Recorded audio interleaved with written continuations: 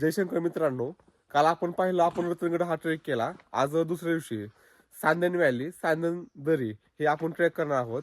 ह्याचं खास वैशिष्ट्य म्हणजे हे आशिया खंडातील 2 नंबरला सगळ्यात मोठी दरी येते. ही ह्याचं वैशिष्ट्य आहे.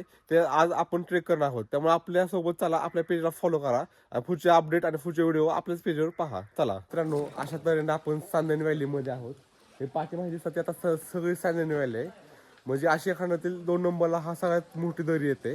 ते तुम्ही माझ्या पाठीमागे हा तो सगळा दुर्गवडे बारामती ग्रुप आहे.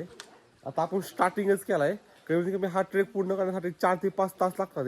आता बघू आपण किती वेळात किंवा कधी ट्रेक पूर्ण करतोय. आपल्याला ह्या टोकातून डायरेक्ट त्या टोकामध्ये जायचंय. सोबत चला, पेजला फॉलोही करा. मित्रांनो, ज्येष्ठ आता आम्ही सॅन्डन व्हॅलीमध्ये हा ट्रेक करतोय. पाठीमागे दुर्गवडे बारामती करायत, खाली उतरत आहेत. ॲडव्हेंचर खूप आहे. हा ट्रेक डेंजर पण आहे, पण ठीक आहे, मजा तर खूप येते. पाठीमागे बघू शकता, हा टोटल सॅन्डन व्हॅली आहे. हे बघा पाठीमागे सॅन्डन व्हॅली आम्ही क्रॉस करतोय. पाठीमागे आमचे ग्रुप मेंबर आहेत, सगळे फोटोशूट चाललंय. मी मध्ये येतोय, पण काही हरकत नाहीये. चला पुढे आपण असं जाऊया.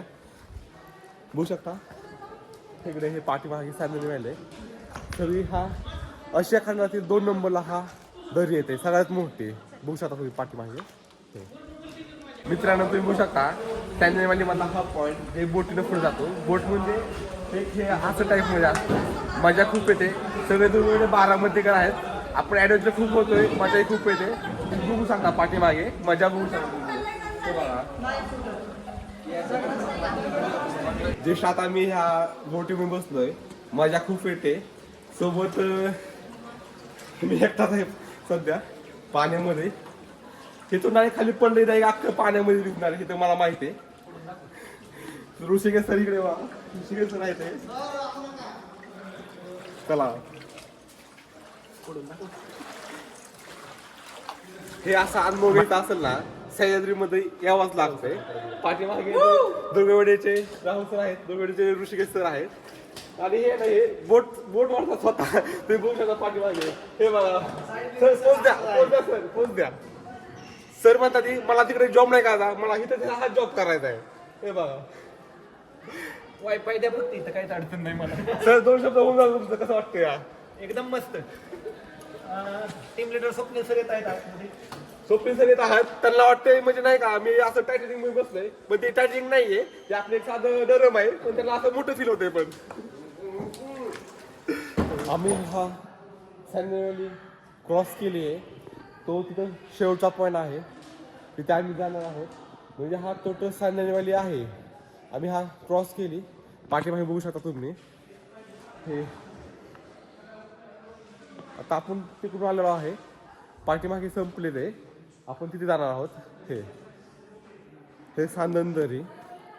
ह्याचं एक वैशिष्ट्य असं आहे, इथे क्वचित सूर्यप्रकाश पडतो, नाहीतर इथे वेळेस सावलीच असते.